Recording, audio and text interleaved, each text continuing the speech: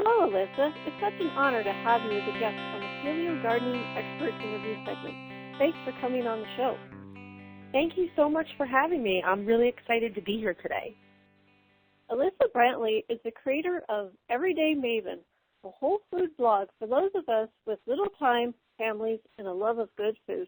Alyssa, on your blog, you incorporate your past with Weight Watchers and paleo principles. How would you say these two lifestyle choices are similar? You know, they're really not. I talk about this a little bit on my site, and the thing that Weight Watchers promotes is calorie restriction and limited choices. And paleo obviously promotes real food as unadulterated and unprocessed as possible. And when I was doing Weight Watchers, I never felt like, when they would say, oh, eat a low-fat yogurt or buy this fat-free dressing, I never did those things. And I always felt like, that's not right. That's not real food. And how do you reconcile those two things? And so, truthfully, they're really different. They're just like on different tracks. And it's kind of hard to bring them together. However, there's a big group of people out there who really do need some type of calorie control or portion control, whether they eat paleo or not. Not everyone can just, quote, eat real food and stay slim and trim. So do you combine the two at all? Do you have recommendations for that? Well, I really don't combine them. When I was transitioning away from, the calorie restriction of Weight Watchers, what the turning point for me was when I did my first Whole30. And it just became crystal clear that I needed to stick with what I always knew was right, which was real whole foods. And then I needed to, nourish my body that way to achieve the success that I wanted as far as, in weight management. I don't count points. I don't do Weight Watchers at all. And I do still provide the Weight Watchers points values on every recipe I post because I really have a large following from when I used to do it. And a lot of people, after a certain amount of time or, months or years or whatever, will eventually reach out and say, hey, I've been doing this for a really long time, and I'm kind of hitting this wall. The same thing is happening to me where, you do this calorie restriction, and your body kind of says, you know what, this isn't going to work. You can't keep restricting calories and also thinking about life in terms of points. It's not really natural. Yeah, I agree. I also started with the Whole30 about 3 years ago, and that was a great way to introduce myself to paleo. Really yeah, the Whole30 is definitely a turning point for a lot of people. It was for me as well. And, it's an awakening. You think you really eat good food, good quality, what's clean, and then you strip away all of these things that we're used to. We just kind of commonly accept as food, and it makes you really rethink, what am I eating? What are we buying? So in your About Us section on your website, you describe the struggle with wanting instant results with your health without long-term commitment. There are many people who struggle with this way of thinking. What do you wish someone had told you when you thought this way? Well, that's a great question, and unfortunately my answer is not exciting or sexy or anything. I really wish that someone would have just broken it down and said, listen, you just have to eat the realest food like 4 generations ago. If it comes out of the ground, if it comes from a farm, don't eat food that comes from boxes and cans and bags and all of this stuff. And I think it's so simple that we just look past it.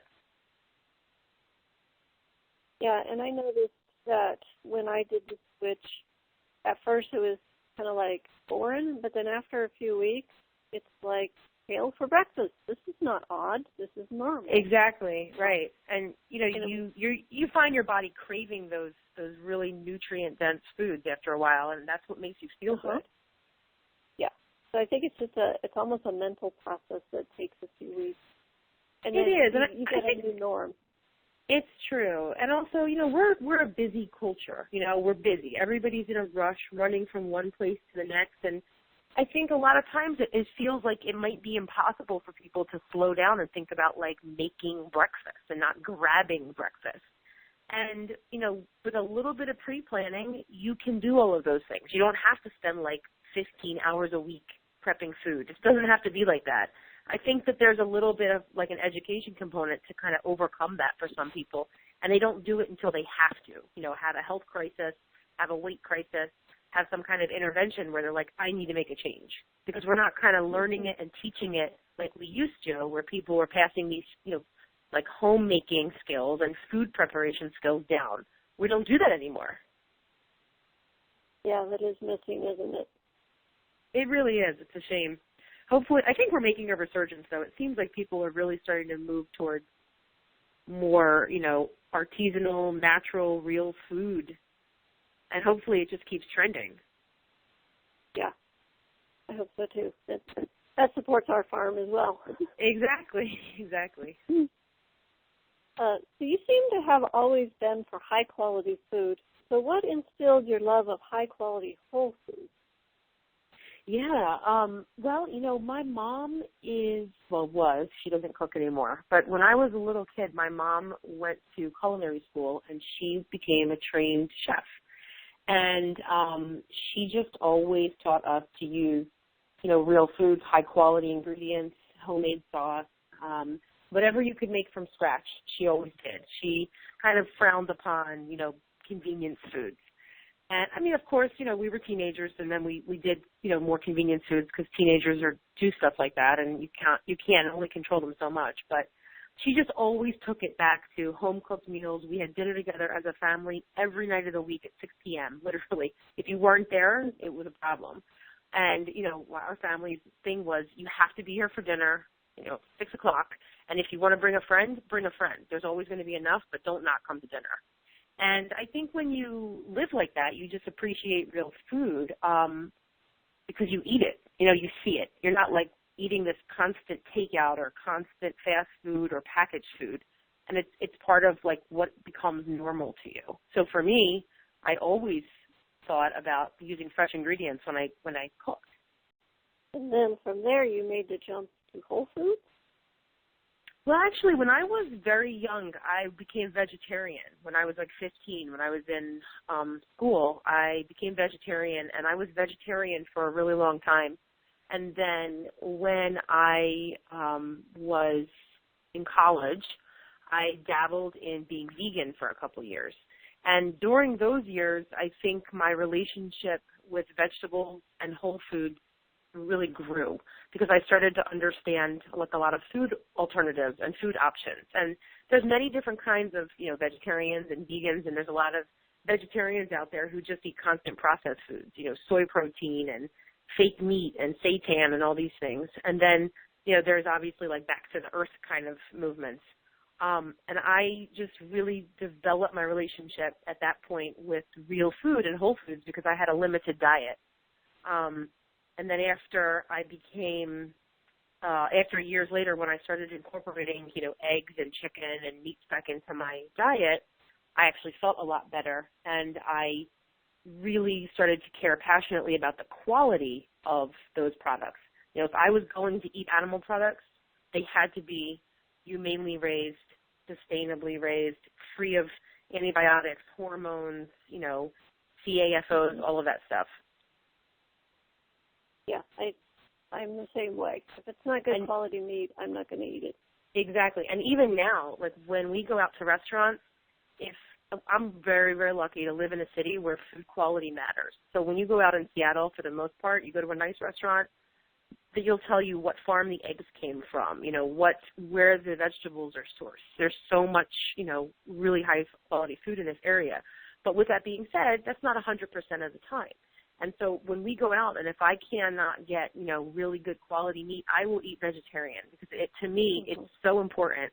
I don't want to eat that kind of, abused, low quality meat if I don't have to. And I'd rather just make the choice to eat like something vegetarian and feel better about it. So how are you teaching your kids to love whole foods? It's an everyday thing. So I cook a lot, and, that matters. So I have two sons. One is 5.5 and one is 10 months. And so obviously my 5.5-year-old is way more advanced in his eating. But, I mean, at this point, the baby will really eat anything. But what 10-month-old baby doesn't, right? So as far as my older son goes, I started when he was a baby. When we would cook for him, I would make sure that his food was spiced and full of flavor. I never, ever gave him anything bland. So, at 11 months, I was cooking for him with fresh ginger root and garam masala and turmeric and cumin and, whatever we would eat. We would always let him have a taste of it, even if it was a little bit spicy or herbs and everything. And we would joke when he was about 18 months, if it didn't have cumin on it, he wasn't going to eat it because he loves flavor so much, right? And the baby's actually like that now, too. And so as, he became a little, more independent, I would just always say, you just have to taste it. You don't have to eat it. And I mean, he knows, he's heard this, 1,500 times, right? You just have to taste it. You don't have to eat it. You have to be open-minded. If you don't like it, then move on. And then we would also drill into him. Sometimes our taste buds change. And I would give him examples. When I was, a little girl, I didn't like mushrooms. I didn't like sauteed onions. And now I love them, and your taste will change. Sometimes you'll like something, and then you won't like it. And he really understands that. And so he's very open-minded. He'll taste anything. And he'll be honest. If he doesn't like it, we'll never say you have to eat it, but we'll ask him to taste it again next time we're eating it. And he may say, hey, I said I didn't like that. And we'll be like, oh, but your taste may change. You're open-minded, right? And he'll say, okay, I'll taste it again. And so one really great example is actually guacamole. So he lived on guacamole for like the first 3 years, loved guacamole. And then all of a sudden, around like 3.5, 4, stopped liking the texture. And now he's just starting to like it again. And so we've been saying to him, you see, if you didn't keep tasting it, you wouldn't even know that you still really like this. And it's kind of like drilled into him. So he'll go into restaurants and he'll order for himself, and he'll order something kind of out there, and he'll say, like, I want to try something different. It's really cool. That is. Yeah, and I also try to keep him involved in, like, dinner planning. So I'll say, like, what dinner do you want to have this week? So we have, like, a little menu we plan for the week. We plan usually, like, 5 dinners, and then one night, whatever. One night maybe leftovers, and he'll always get a stay, at least in one of those nights, so that he feels like he has a little bit of, contribution in ingredients or flavors, whatever he's into at the moment. And that's another way that we can kind of pull him back and say, hey, this was the meal Daddy chose. Let's all taste it and see what Daddy likes. That's a great way to do that. And then it Thanks. It fosters that food is a part of our family and it's important to us. And yeah. And now that he's in elementary school, he started kindergarten in September. And when he was in preschool, we had a lot of control over his preschool. Was all organic snack brought in by the parents. Like we had like a rotating calendar, and parents every week there was an alternate, parent bringing in snacks for the kids, and it was gluten-free, dairy-free, nut-free, very Seattle. And so he would go to school, and you'd be like, you knew he was eating some local organic apples and sunflower seeds or something. But now in kindergarten, there's a different exposure to other kinds of food, and so there's a kind of an interesting, line of how we eat, and then we say, well, it's okay that other people make these choices. Like, you'll see people drinking soda or eating things that maybe we wouldn't eat, and that's their choice. And we're not going to tell them that's a horrible choice, because I don't want him, like, policing other people. And we really want to encourage him to, like, make these choices for himself, so that we know if he's in an environment where he can choose, he's not going to gorge on junky candy because he's never had it. Yeah, that sounds like a really good way to deal with that, because he is going to see that out and about. Mm-hmm. Just like yeah, it's true. And, we just try to say, like, listen, this is how we eat most of the time, so that when we go out to a restaurant or we go to a birthday party, we can indulge. And that's how we kind of treat it. So we say, like, when we go to a birthday party, my rule is you can eat anything you want as long as it has no artificial colors and no gluten, because he doesn't eat gluten. He has it's like a skin sensitivity to it. And and so my thing is artificial colors. Like, there's just no need for that ever. It's not food. No. It's just not okay. And, but I say, go for it. You're at a birthday party. You want to eat 5 gluten-free cookies, 15 pounds of fruit, and a juice box, like, enjoy it. Because you can't constantly police, you know what I mean? He has to learn what that feels like, right? And so also I want him to kind of understand, like, 80%, 90% of the time I eat a certain way, and then this is where I have room in my life to do these other, like, kind of indulgences, if you will. That's a great way to teach him. My son was also gluten-free growing up, and, the school cupcakes, because somebody was having a birthday, that's where the issues arose. And when he ate them, he felt bad. And then we had a chance to discuss what he was feeling and why. Right. So I think that helps him grow up and make better choices now as an adult. Exactly. And that's really the key, is really just empowering them to make the choices when they have, the chance on their own. Because I'm not going to be there to watch over it. I don't want to. I really want him to feel like, I want to treat myself well. I want to feel good. That's beautiful. I love that. Thanks. So because of your love of high-quality food, have you ever tried growing it yourself? Yes. So most recently, this past year, we started a vegetable garden. It's about 100 square feet.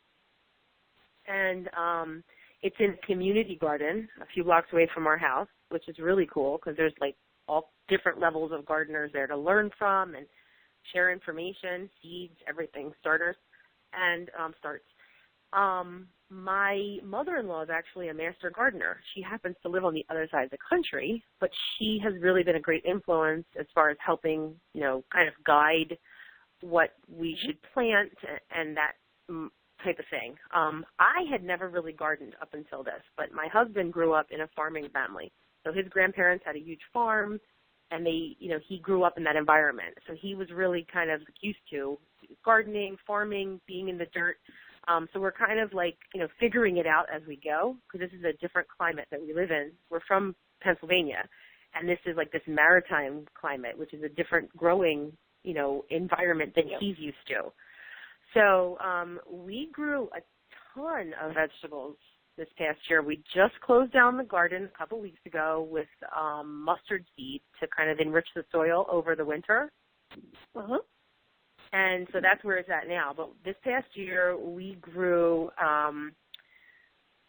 cauliflower, like 5 different kinds of lettuce, snap peas, beets, rainbow carrots, squash, summer squash, zucchini, like all different kinds of tomatoes, cucumbers, peppers, which didn't really take, and collard greens, kale, arugula. I'm trying to think. We attempted to grow cantaloupe and watermelon, but they never took. And I heard that they don't really work well here, but my son really wanted to try. So, That's great. Yeah, and actually, I'm trying to think. We grew a lot of other stuff. So it was a lot of fun. We learned a lot. It's just really important to involve the kids. So I'm glad to hear that your son is interested, plant some seeds and get his hands dirty. That's so important. Yeah, he really likes it. I mean, definitely the work that a garden takes is, it's really novel for a 5-year-old. He likes to be there for about 10, 15 minutes, and then he's ready to go. And so it's kind of challenging managing the garden work when the work becomes a little more intensive, when you're really pruning it and kind of caring for the plants and not just harvesting and getting out of there. I will say, having little kids, I really love having a garden, but I do wish that we had a garden on our property and not at a community garden, because when little kids are napping, it's a great time to have more extended time in the garden. So that's the one thing I would say, like, having the community garden has so many benefits, the people, the interaction, the community, etc. But with the little kids, I'm like, I just wish it was like right outside, and I could say, okay, I'm going to go out there. When they wake up, I'll bring them out. Okay. One of the things that we struggled with most in our garden were moths for our cabbage, collard greens, kale, and cauliflower.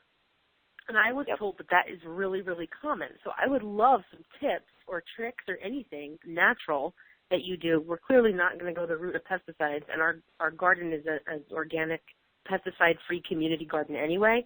But we would really love to kind of combat these moths and not keep losing crops. Yes. Yeah, we get those here a lot. They're called cabbage loopers is the most normal one that you get. We use a product called BT. The scientific name is really, really long. Basically what it is, it's a bacteria that you mix it up with water and you spray it on the plants. And when the caterpillar, and it's at the caterpillar stage, when it bites that, it gives it a stomach ache, it stops eating and it dies. And so it's totally organic. We spray our stuff once a week. That's all you need to usually keep really good control. If you're seeing just too much chewing, then you can go to twice a week. And the rain will wash it off. So up where you guys are, if you're really raining, you may have to spray a little bit more. But you can find it online. It's a very common product. Awesome. Thank you. Cannot pronunciate the whole scientific name. Oh, that's okay. Thank you. BT no, I appreciate it. For BT, like like Bill Tom. Yeah. Yep, BT. got it. Okay. Perfect. I'm going to look for it. That's all you need. And like I say, do it once a week. Yeah, there's nothing worse than going to harvest some collard greens and having all of them kind of holes and bit up and all this stuff. Yeah, and where, we grow organic food and we sell it commercially, we can't sell stuff with holes.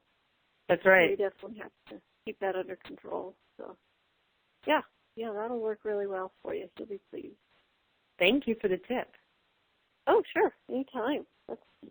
This is what my passion is now in life is, to be able to share my story and share my knowledge. And I love the paleo people because they care about what they're eating. Yes. Like, this is a group I want to work with because I'm not combating, well, it's cheaper, at the big box store, and why is organic so expensive? And you guys are all beyond that. You just want nutrient-dense foods. And it's like, I love this group so much.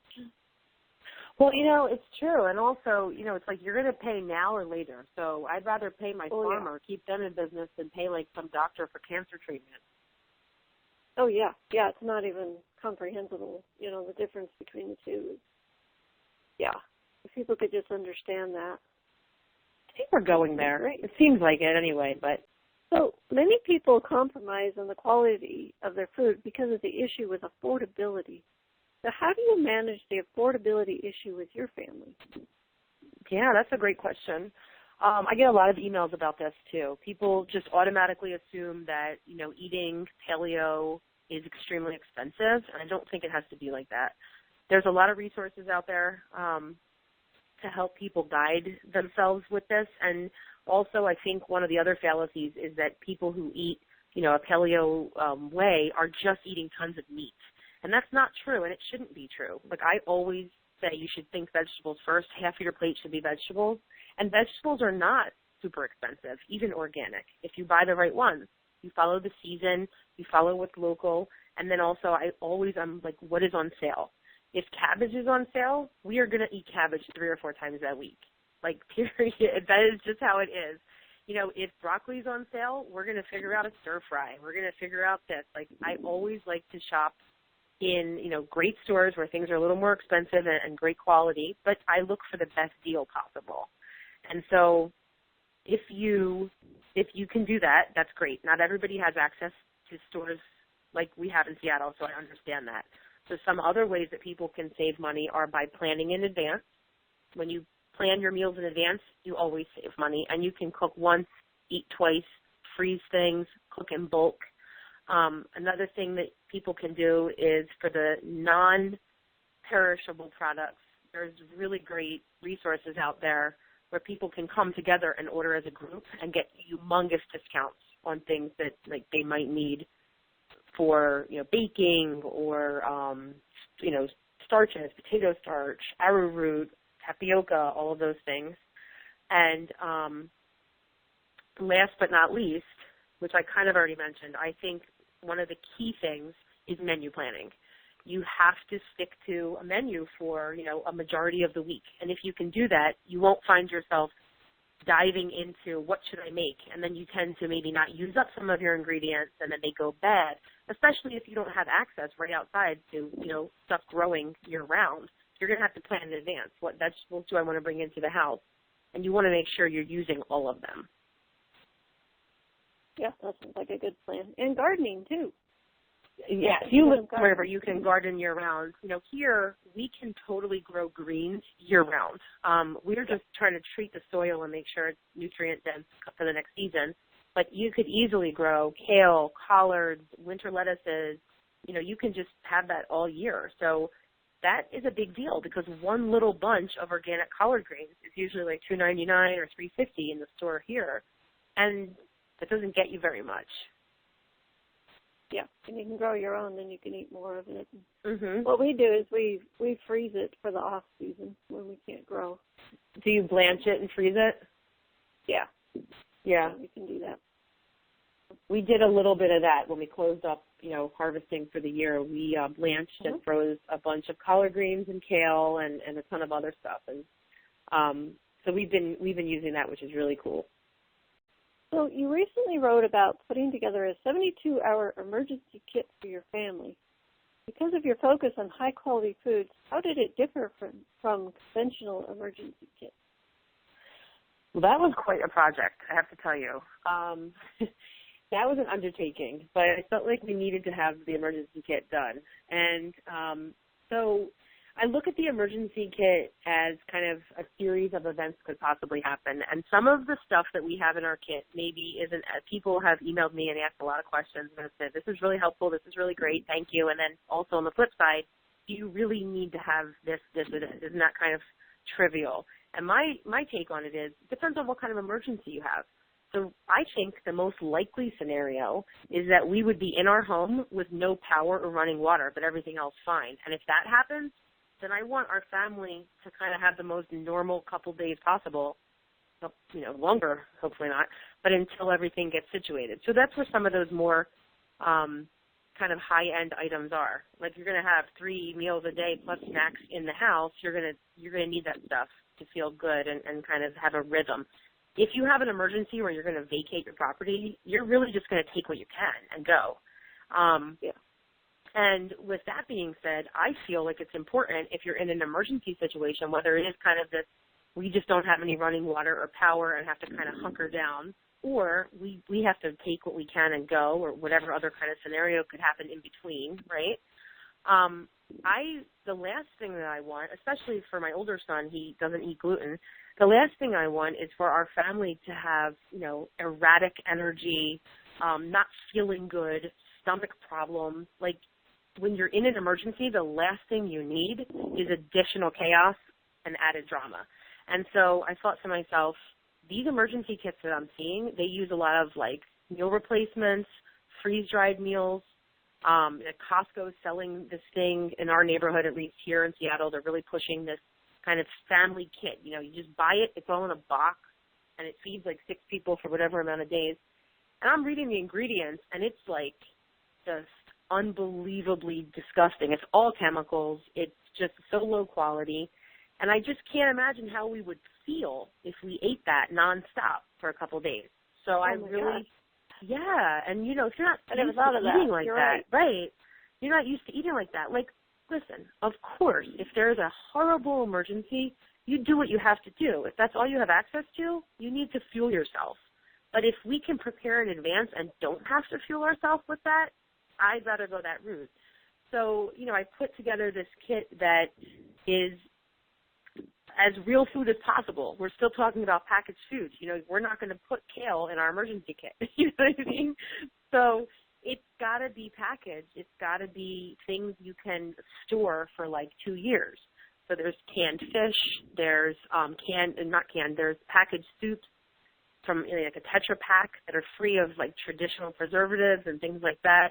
Nuts and some dried fruit. And some, already cooked organic rice that you can boil in, like in the bag, and some other kinds of things like that. So basically my thinking is like, let's do something that's nutrient dense, has more carbs than we would normally eat, and can sustain the stress of an emergency as we get through it, but don't have to, quote, like poison ourselves. That was, when I read the ingredients in these kits, that's kind of what I was thinking, like, I don't want to eat that. If I have Yeah, to, I will, obviously, you know. Yeah, that's really cool. Yeah, I had never thought about that because we can and preserve and everything on the farm here, so we usually have a year's worth of, stuff that we've preserved. So Right. If you're canning, we're staying here. well, that's the thing. If you have a big space, like we live in a really urban area, so we could walk to like 3 different hotels. So there's our actual community has earthquake preparedness meetings from time to time, and they have like community meeting places and things like that. And so if something happened where our house was we couldn't stay in our house, we would have to say, let's take what we can and go to this community meeting place.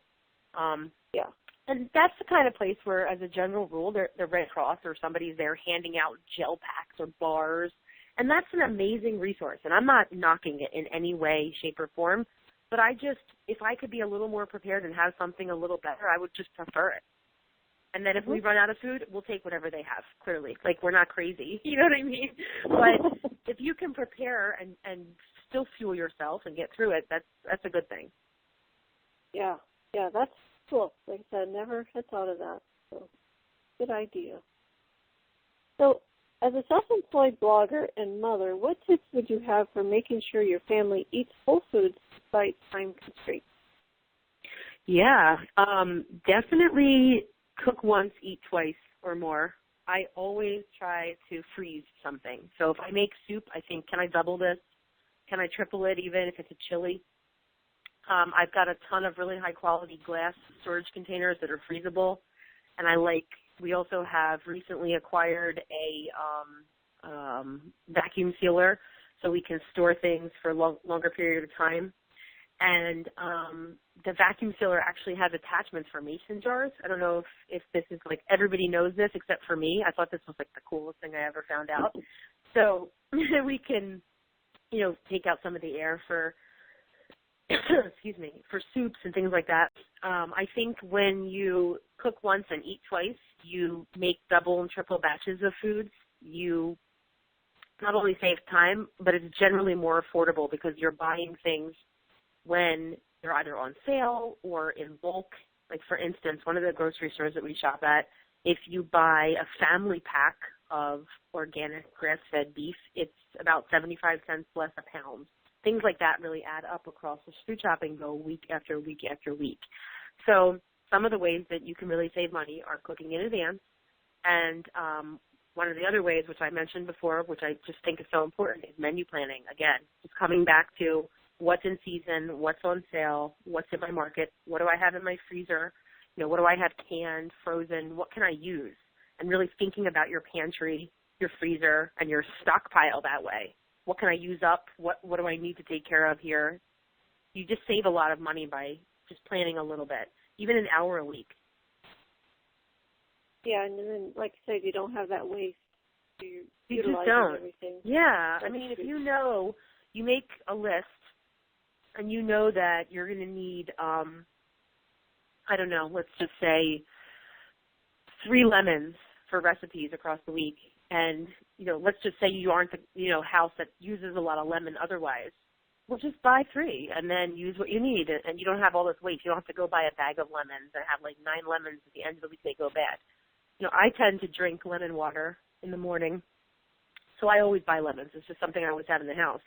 But if that's not something you use normally, only buy what you need. Spices, you can buy them in bulk. If you only need a tablespoon of dried chives, buy a tablespoon of dried chives. Don't buy a jar of chives and just shove it in the pantry. If you don't usually use it, just get what you need. So where's the best place for listeners to go to learn more about you? Yeah, so the best place to go is directly to my site, which is everydaymaven.com. And then as far as social media, I am on all of the social medias. Well, no, that's not true anymore because there's so many every day that change. But I'm on Facebook and Twitter and Instagram and Pinterest. And I would say that my favorite is Instagram because I love the visual aspect of it. And so my handle is Everyday Maven across all of those. So if you want to find me there. And I look forward to connecting with new people, so thank you. Yeah, I want to thank you for taking the time to join me on the Paleo Gardening Show. Thank you so much. For those of you listening, learn more about Alyssa by clicking the links in the description or by visiting everydaymaven.com. It was a pleasure to have you as a guest on the Paleo Gardening Expert Interview, and I want you to have a wonderful day. Thank you.